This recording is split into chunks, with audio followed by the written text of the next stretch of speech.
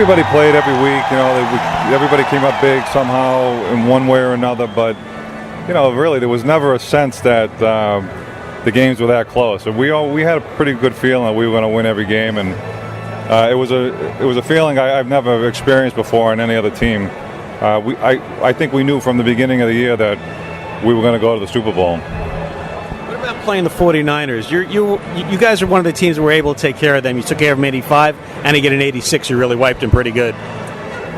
Yeah, I mean, I don't want to say we had their number because they beat us a few times too. But we were always very confident going against the 49ers. Kind of like going against the Redskins, we seemed to have their number, whereas maybe the Eagles might have had our number. So it was a pretty good feeling overall with that '86 team. It was never many down moments for us. It's funny, you don't really interact with guys in football outside the locker room or off the field that much.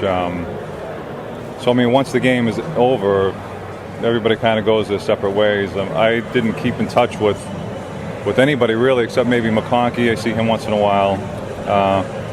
But everybody else, I mean, just kind of scattered to the wind, and so it's good to all get back together in one place and see each other. And it really is like stepping back in time. Yeah, well, I played for Bill in Cleveland, so I experienced his first head coaching job, which, if you look at it, unbiased, he did a pretty good job there, although he kind of had the reputation as not being successful in Cleveland.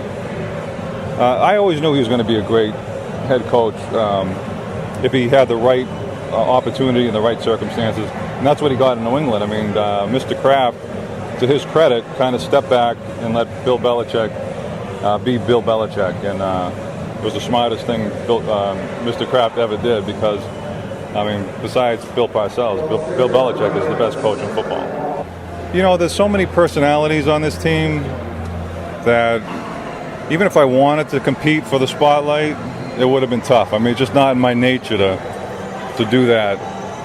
And I was really preoccupied with what I had to do. I was young, and I played as a rookie, and I didn't know what I was doing most of the time. So I was kind of, scrambling for my own job security. And I mean, admittedly, even you guys would admit, back then, the media wasn't as big an obligation as it is today. I always viewed it as optional. So, I mean, maybe if I played today and where it's more obligatory, I probably would be more outspoken, but I always considered it an option, and I took the other way. I wasn't very well spoken. I was young, immature. I mean, if I had to go do it now in my present mindset, I probably could do a better job. When you see Phil, does he thank you for that touchdown catch in the Super Bowl? Yeah, he always does. I was happy that he caught it.